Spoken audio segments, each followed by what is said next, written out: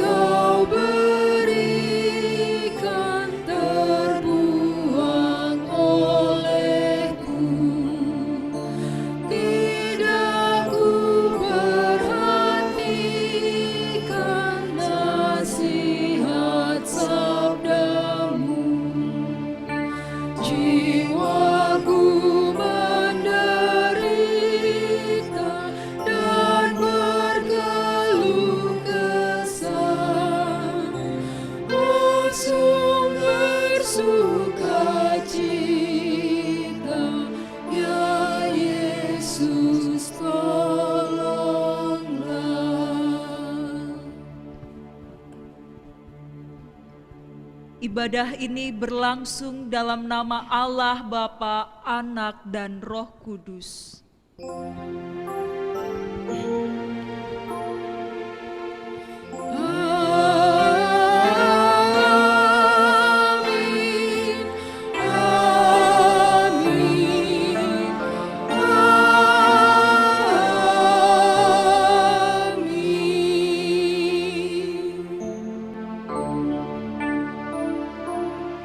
Salam bagimu, salam bagimu, salam, salam. Damai Kristus besertamu.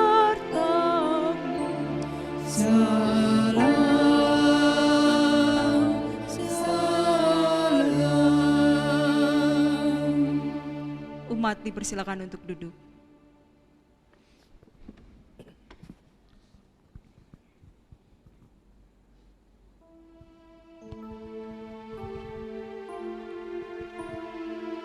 Di malam itu, ia diseret oleh para serdadu. Yesus diperhadapkan kepada pengadilan yang tidak adil. Yesus dihukum bagaikan pemberontak gerilya di hadapan penguasa politik. Ia divonis mati.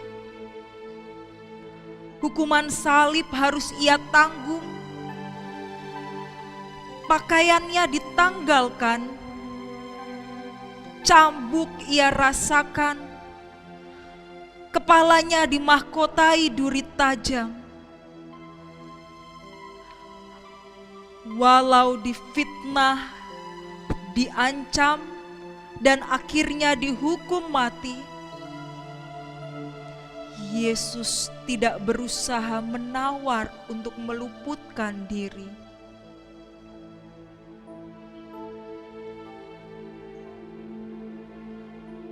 Saat ini, penderitaan Yesus terus berlangsung dalam penderitaan sesama kita. Kita menyaksikan kejahatan yang menggerogoti hidup mereka yang menderita.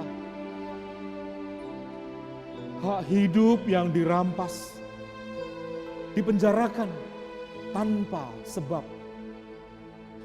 difitnah, disiksa dengan tidak adil, penindasan kepada orang miskin yang tidak berdaya. Dosa dunia telah membunuh Putra Allah, dan dosa-dosa itu terus membunuh anak-anak Allah yang lain. Ampuni kami ya Tuhan, karena kami sering menutup mata akan keberadaan sesama kami yang tertindas karena ketidakadilan.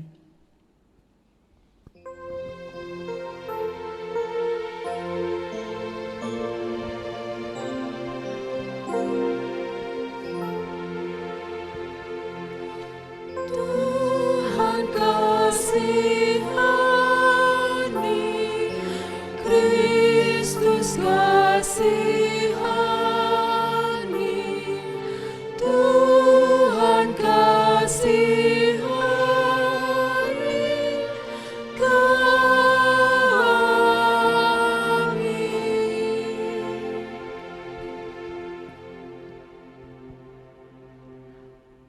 Pada waktu itu, Yesus harus menanggung hukuman salib. Hukuman paling biadab dan ngeri di negeri itu yang ditimpakan kepada para pemberontak politik dan para budak. Ia tidak menolak hukuman tersebut. Dengan penuh ketaatan, Yesus memanggul salib yang berat untuk menanggung dosa manusia. Yesus mulai memanggul salibnya, menapaki jalan salib. Setapak demi setapak, ia melangkah melewati jalan-jalan kota menuju Golgota.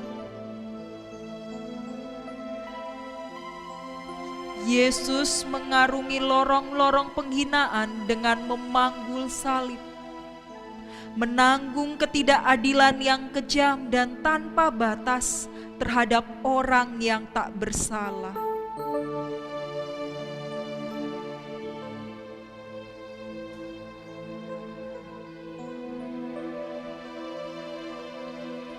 Dewasa ini,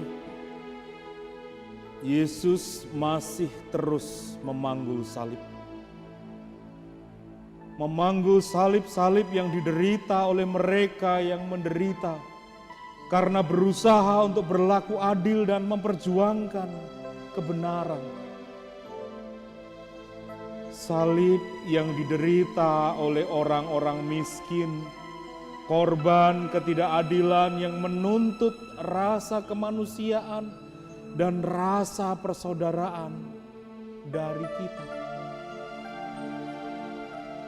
Salib yang diderita oleh para pejuang yang menegakkan kebenaran, yang mengalami penyiksaan. Mereka tidak sendirian memanggul salib. Yesus membawanya dengan dan di dalam diri mereka. Yesus hidup kembali dalam diri para pejuang seperti itu. Melewati lorong sejarah nan panjang. Mari berdoa. Kami datang kepadamu ya Allah, memohon pertolongan Roh Kudus untuk membimbing perjuangan saudara-saudari kami yang berjuang menegakkan kebenaran dan keadilan. Ketika mengalami tekanan, tetap berjuang untuk menjalani hidup. Saat beratnya salib mulai terasa, tetap berjalan dengan tidak putus asa. Biarlah kami berserah kepadamu, karena keselamatan kami datang hanya darimu. Amin.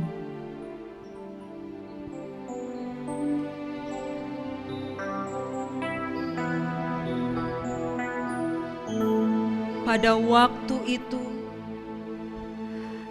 Yesus berjalan dengan memikul salib.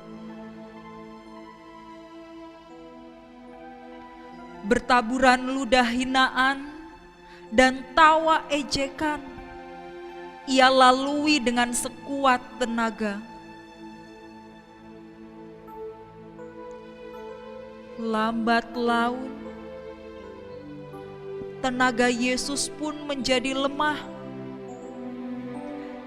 Darah bercucuran. Lapar dan haus pun harus dirasakan. Serasa lutut tak mampu menopang tubuh lagi. Hingga akhirnya Yesus jatuh tersungkur ke tanah.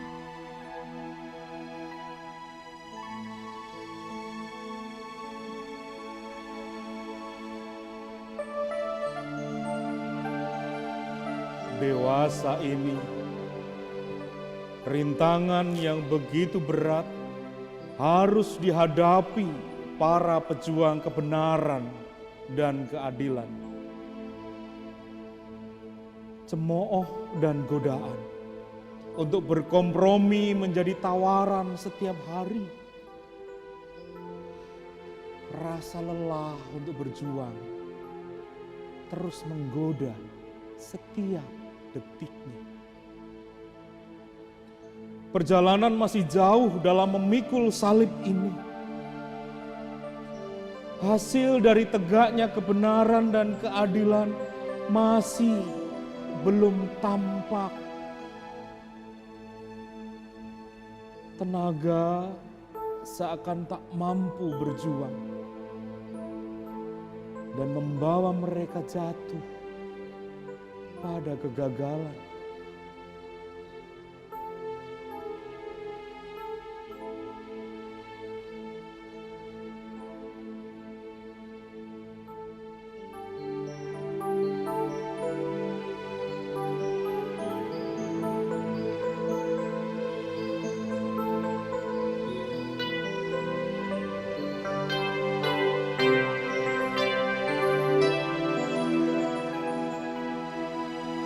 Kendati jatuh, kami berjalan darimu untuk tetap melihat pengharapan. Jatuhmu ke tanah mengingatkan kami pada kelemahan-kelemahan kami.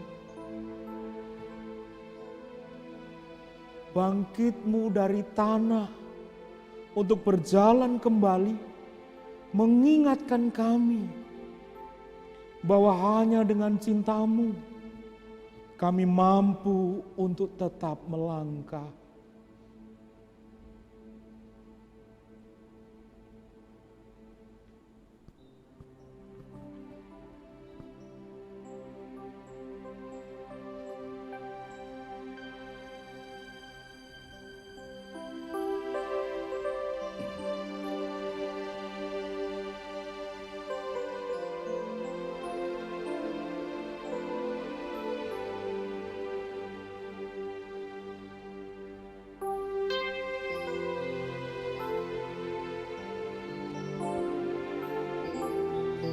Lalu Simon dari Kirene ditarik oleh serdadu dari kerumunan orang banyak.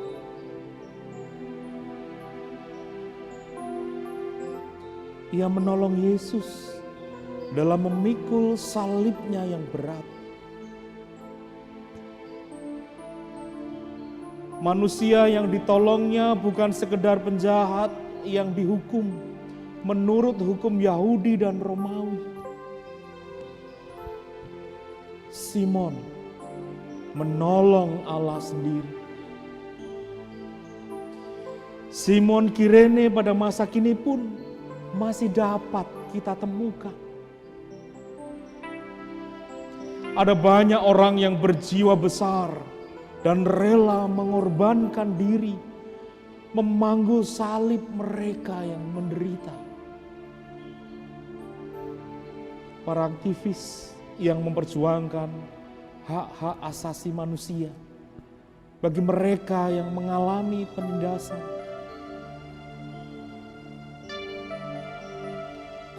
Para medis yang berjuang mengatasi pandemi COVID-19.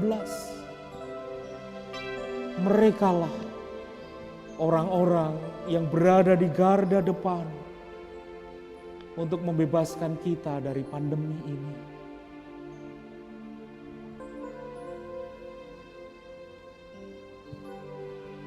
Pemerintah yang berjuang keras mengatasi pandemi ini. Maukah kita menjadi salah satu di antaranya? Maukah kita menjadi seperti Simon dari Kirene? Ya Tuhan, pimpin kami untuk siap melayani saudara-saudari kami yang hidup dan mati dalam kemiskinan, serta mereka yang kelaparan rohani dan jasmani. Berikanlah kami mata untuk melihat mereka yang membutuhkan bantuan. Berikanlah kami tangan-Mu untuk melakukan tugas pelayanan. Berikanlah kami kaki-Mu untuk melangkah dalam rencana-Mu.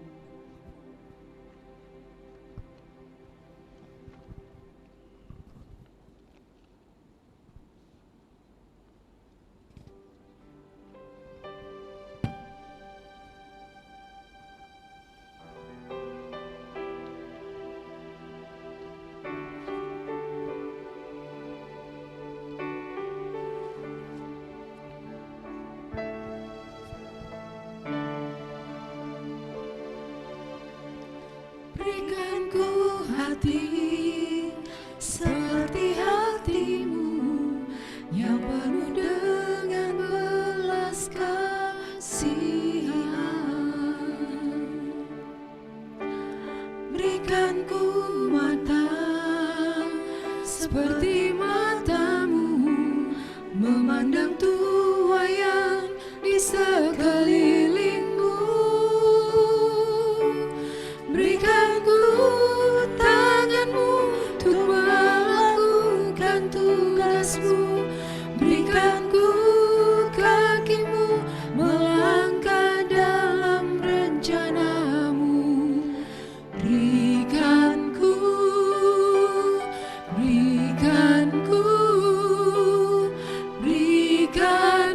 hati-Mu.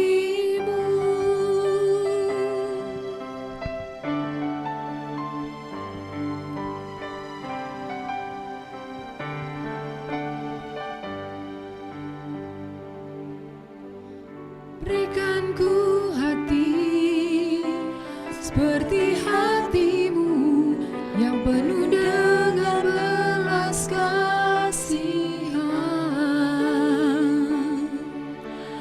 Berikan ku mata seperti mata-Mu memandang tuaian di sekelilingku.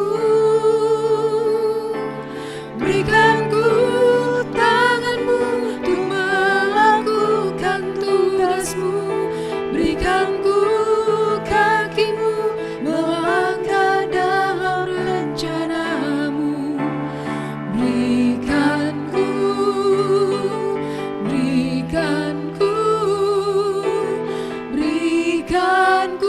hati-Mu.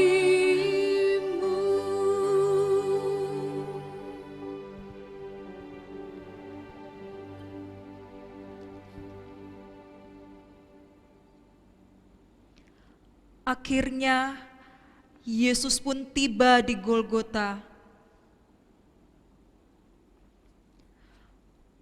Para serdadu mengambil pakaiannya, pakaian yang melekat pada luka-luka di sekujur tubuhnya. Sungguh kejam dan menyakitkan.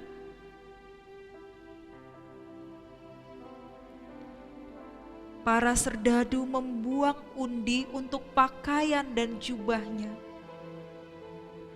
Yang ditanggalkan bukanlah sekedar pakaian penutup tubuh, tetapi juga kemuliaannya, kehormatan dan kuasanya. Dia ditanggalkan dari hidupnya, dari martabatnya. Dia ditelanjangi dan dipermalukan di depan banyak orang.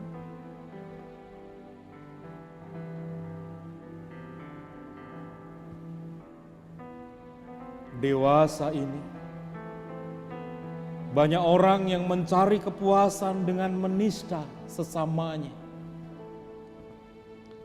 Betapa banyak orang telah ditelanjangi, dihina, menjadi sasaran tindak kekerasan.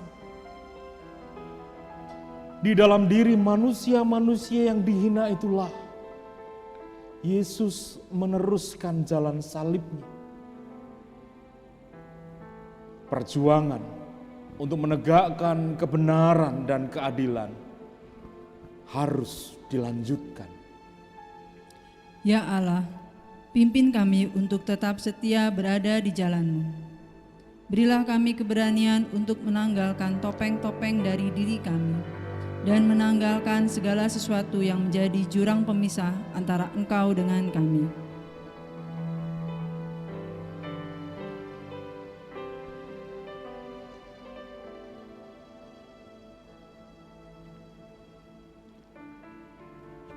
Dengan telanjang, Yesus terentang pada kayu salib. Paku-paku besar ditancapkan menembus pergelangan tangan dan kakinya. Teriakan yang mengolok-ngolok dan menyayat hati diberikan kepadanya. Yesus mendengar penghinaan itu dan mengampuni mereka. Dia disalib karena dosa-dosa kita. Aku haus.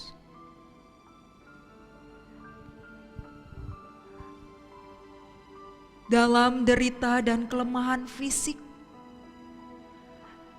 Yesus merasakan haus.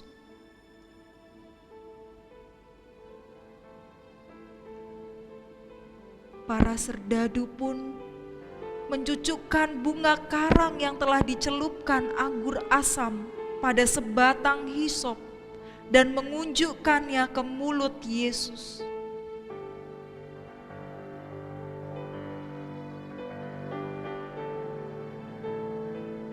Kemudian Yesus meminum anggur asam itu dan berkata, "Sudah selesai." Sebuah penyerahan diri yang total kepada Allah. Seorang serdadu menikam lambungnya dengan tombak. Darah yang mahal mengalir sebagai penebusan atas dosa-dosa manusia.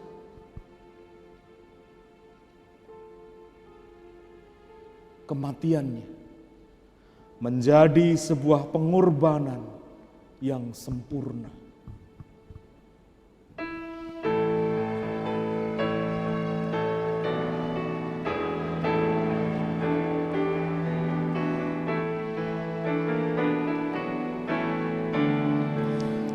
Memandang salib Rajaku yang mati untuk dunia, ku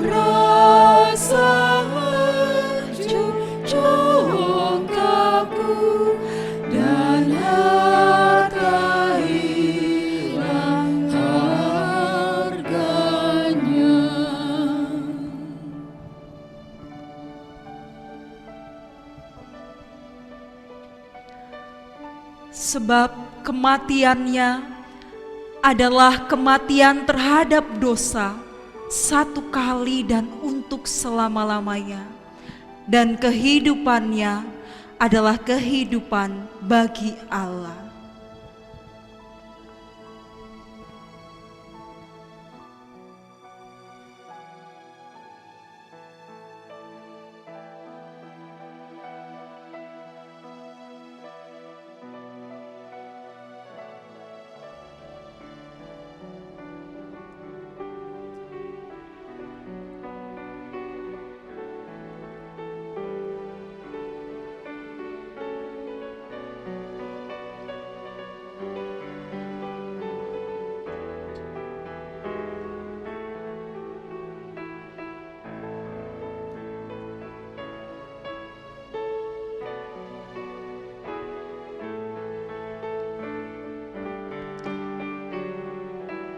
Tujuh lilin yang dimatikan menandai puncak pengorbanan Yesus di kayu salib sebagai jalan pendamaian bagi manusia. Berpadu kasih dan sedih mengalir dari lukamu, mahkota duri yang pedih menjadi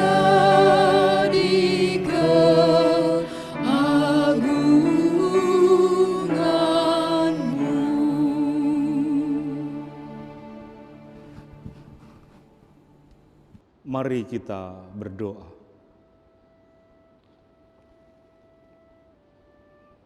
Kami hendak menghayati kembali kesengsaraan dan kematian Kristus. Tolonglah kami ya Roh Kudus, agar penghayatan kami akan kematian Kristus menuntun kami pada kehidupan. Amin. Ibu bapak dan saudara-saudara yang terkasih di dalam Kristus, saya akan membacakan beberapa nama. Hadio Ali, Joko Yudo Joko, Laurentius, Adi Mir Saputra, Ucok Martin, Tony D. Silitonga. Ada yang familiar dengan nama-nama itu? Atau baru kali ini saudara-saudara mendengar nama itu disebut? Iya, mereka adalah jajaran dokter yang meninggal karena berjuang mengatasi pandemi COVID-19.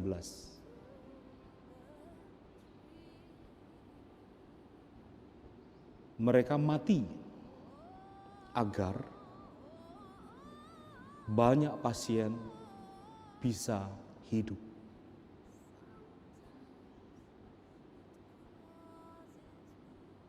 Kematian mereka menyesakkan. Kita pun yang tidak bersentuhan langsung dengan mereka, bisa jadi turut serta merasakan rasa kehilangan dari keluarga yang ditinggalkan, yang tidak bisa memberikan penghormatan terakhir, yang tidak bisa melihat jenazahnya. Mereka harus dimakamkan dengan cara sendirian, tanpa keluarga yang menghantar. Mungkin hanya doa dan isak serta tetes air mata.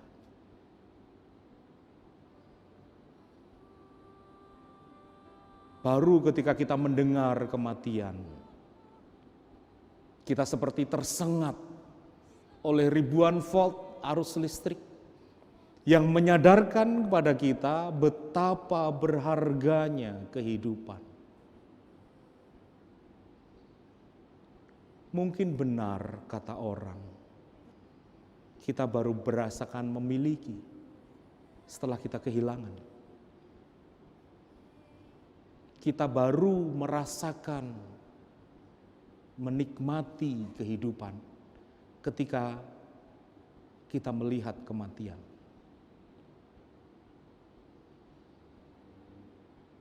Ibu, bapak, dan saudara-saudara yang terkasih, pada perayaan kematian Kristus hari ini, kita diingatkan kembali pada drama kehidupan, atau lebih tepatnya drama kematian. Kematian Yesus dengan kebengisan, dengan kekejian, dengan berbagai hujatan yang merendahkan. Yesus menjalani jalan kesengsaraan sendirian, menapaki jalan sepi itu. Walaupun ada banyak orang-orang di sekelilingnya yang melihat, mereka bersorak-sorak, mereka melihat tontonan. Iya, kematian Yesus seperti tontonan. Lalu, apa maknanya bagi kita? Tema Jumat Agung ini adalah keagungan sebuah kematian. Dari mana kita berpikir bahwa kematian itu adalah sebuah keagungan?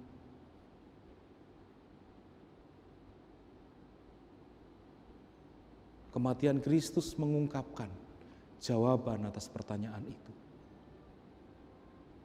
Dia mati bukan untuk dirinya sendiri. Dia mati bahkan untuk orang-orang yang tidak peduli kepadanya. Orang-orang yang melihat akhir hidupnya hanya sebuah tontonan. Orang-orang yang mengabaikan sesamanya. Orang-orang yang senang atas penderitaan. Yesus mati untuk itu. Dia menyelesaikan semuanya. Dia tahu akhir hidupnya akan seperti itu. Tetapi dia terus menjalaninya dengan setia. Karena itulah jalan yang harus ditempuh. Keagungan kematian Kristus terletak pada hal itu. Dia mati bukan untuk dirinya sendiri. Dia mati bahkan untuk orang-orang yang mencaci. Dia mati di dalam jalan ketaatan. Dia mati di jalan kesetiaan. Dan pada akhirnya, kematian Kristus membawa pada kehidupan. Ini adalah sebuah paradoks, saudara-saudara. Sebuah hal yang sangat bertolak belakang. Kita mendengar berita tentang kematian banyak orang di sekeliling kita akibat virus corona. Tetapi mungkin pada awalnya kita abai. Kita menganggap itu semua hanya penyakit biasa.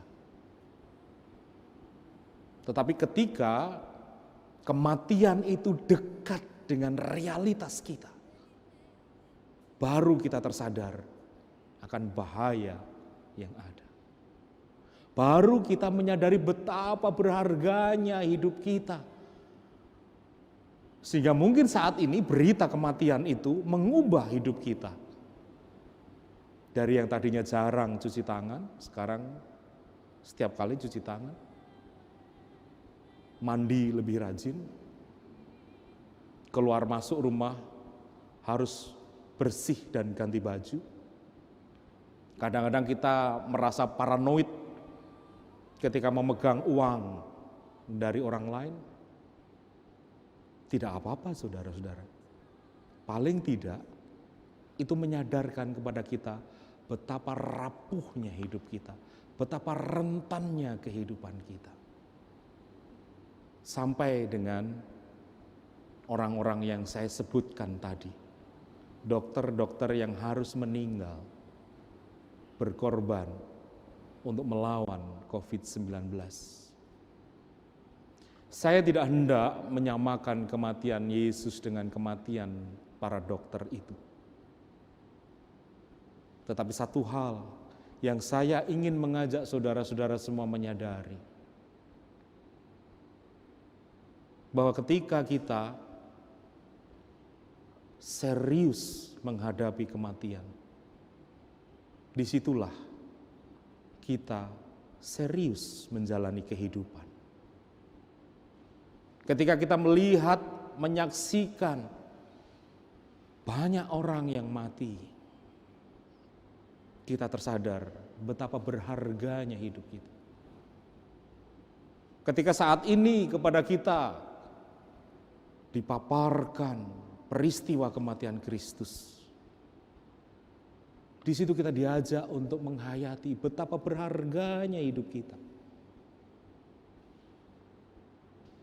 Kematian yang membawa pada kehidupan, disitulah letak keagungan kematian Kristus. Jika demikian, apakah kita harus mati dulu supaya hidup kita berguna? Tidak. Mari kita hargai hidup kita. Mari kita hayati hidup yang kita jalani ini adalah hidup yang berharga, sangat mahal. Mari kita jaga kehidupan ini. Tidak hanya kehidupan saya, kehidupan saudara, tapi kehidupan semua orang yang ada di sekeliling kita.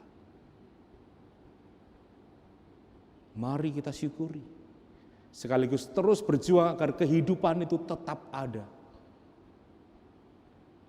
Karena sudah sedemikian mahal hidup itu ditebus dengan kematian Kristus.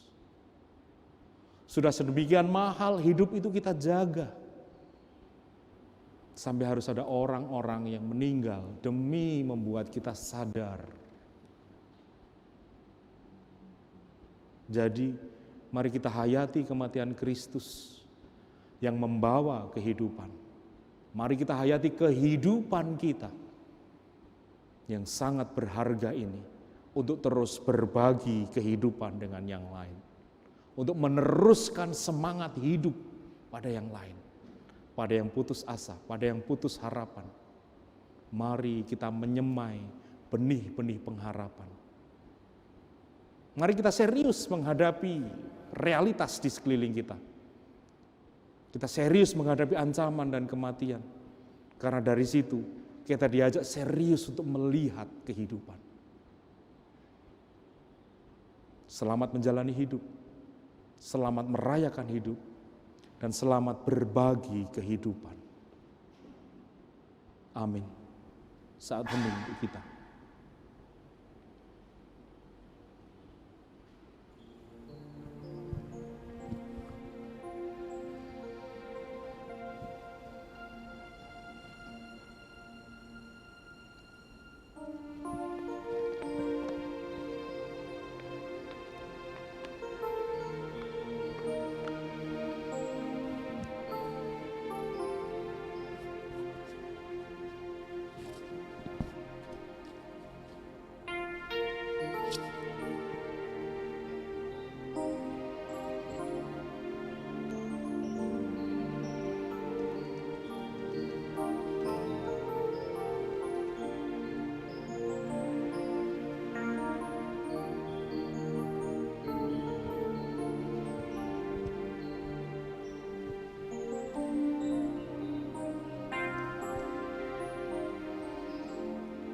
Saat ini saya mengajak ibu bapak dan saudara-saudara yang terkasih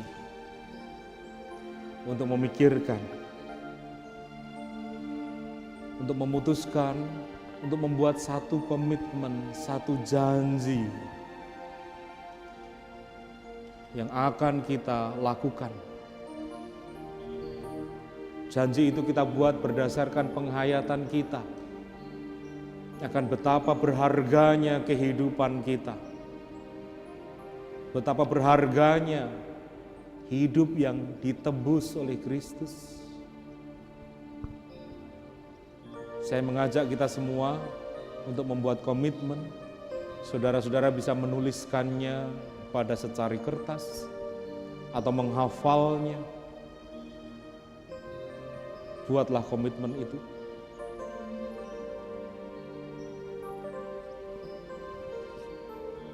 Ketika komitmen itu sudah dibuat, mari kita bersama-sama berdoa. Kita mendoakan komitmen kita. Mungkin akan baik ketika satu keluarga saling berbagi mengenai apa komitmennya dan saling mendoakan komitmen itu. Kita bersama-sama berdoa mendoakan komitmen kita, juga mendoakan pergumulan-pergumulan kita. Mendoakan situasi di negeri ini, mendoakan orang-orang yang berjuang untuk membuat kita selamat. Mendoakan keluarga dari orang-orang yang telah berkorban karena mereka menjadi garda terdepan dalam melawan pandemi ini. Kita doakan gereja agar juga turut serta berjuang. Kita menaikkan doa-doa kita di dalam syafaat kita.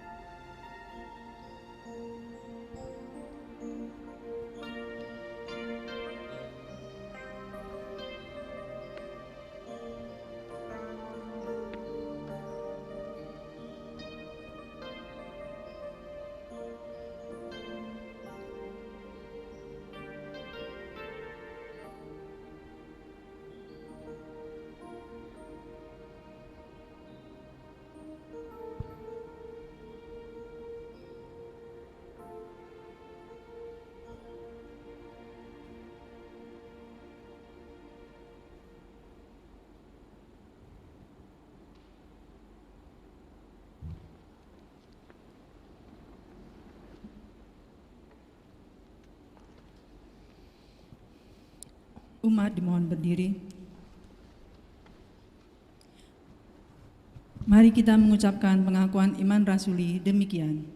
Aku percaya kepada Allah, Bapa yang Maha Kuasa, Khalik langit dan bumi, dan kepada Yesus Kristus, Anaknya yang tunggal, Tuhan kita, yang dikandung daripada Roh Kudus, lahir dari anak darah Maria, yang menderita di bawah pemerintahan Pontius Pilatus, disalibkan, mati dan dikuburkan, turun ke dalam kerajaan maut. Pada hari yang ketiga, bangkit pula dari antara orang mati, naik ke surga, duduk di sebelah kanan Allah, Bapa yang Maha Kuasa, dan akan datang dari sana untuk menghakimi orang yang hidup dan yang mati. Aku percaya kepada Roh Kudus, gereja yang kudus dan am, persekutuan orang kudus, pengampunan dosa, kebangkitan daging, dan hidup yang kekal. Dimohon duduk kembali.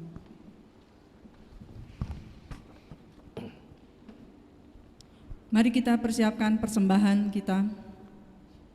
Sebagai ayat pengantar persembahan dari 1 Petrus 1 ayat 18 sampai dengan 19.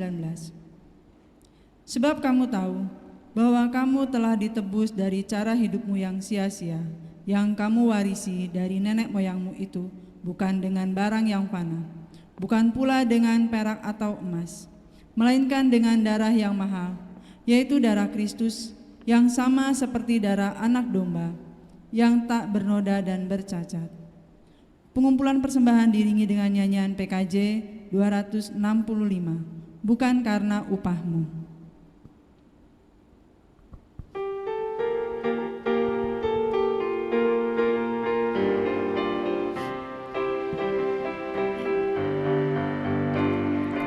Bukan karena upahmu dan bukan karena kebajikan hidupmu, bukan persembahanmu dan bukan pula hasil perjuanganmu. Allah mengampuni kesalahan umatnya oleh karena kemurahannya, melalui pengorbanan putra tunggalnya ditebusnya dosa manusia. Bersyukur, hai bersyukur, kemurahannya pujilah. Bersyukur, hai bersyukur, selamanya. Mari berdoa. Bapa yang Maha Kasih, terima kasih atas berkat-berkat yang Kau berikan kepada kami sepanjang hari. Pada saat ini kami mengumpulkan sebagian berkat-berkat yang Kau berikan kepada kami. Kuduskan dan sucikan ya Bapa, biarlah berkat ini persembahan yang kami kumpulkan menjadi kemuliaan bagi nama-Mu. Terima kasih Bapa, tak habis-habisnya kami mohon padamu, ajaran kami untuk menyerahkan tubuh kami sebagai persembahan kami yang hidup dan kudus dan berkenan di hadapan-Mu. Dalam nama Tuhan Yesus Kristus, Tuhan dan Juru Selamat kami, yang senantiasa mengajarkan kami berdoa. Bapa kami yang di surga, dikuduskanlah nama-Mu, datanglah kerajaan-Mu, jadilah kehendak-Mu di bumi seperti di surga. Berikanlah kami pada hari ini makanan kami yang secukupnya, dan ampunilah kami akan kesalahan kami, seperti kami juga mengampuni orang yang bersalah kepada kami. Dan janganlah membawa kami ke dalam pencobaan, tetapi lepaskanlah kami daripada yang jahat. Karena Engkaulah yang mempunyai kerajaan dan kuasa dan kemuliaan sampai selama-lamanya.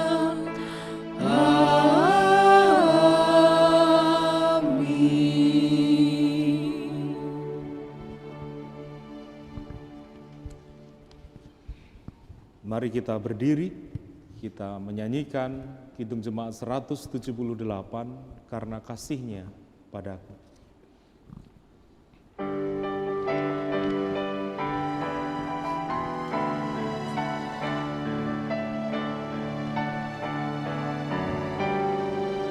Karena kasih-Nya padaku, Yesus datang ke dunia. Ia telah memberi hidupnya gantiku yang berjalan. Oh, betapa mulia dan ajaib kuasa-Nya. Kasih Juru Selamat dunia menebus manusia.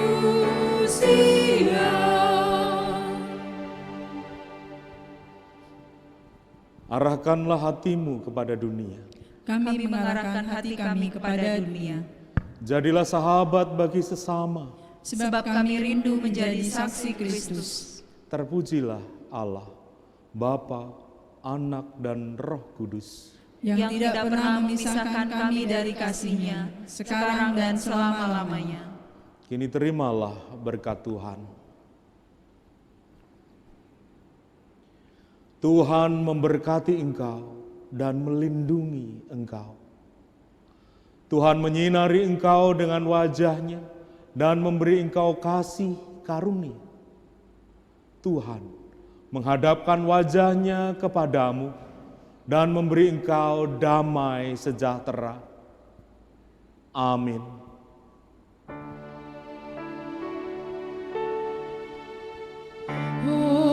Hosiana, Hosiana, Hosiana, Hosiana, Hosiana. Amin, amin, amin.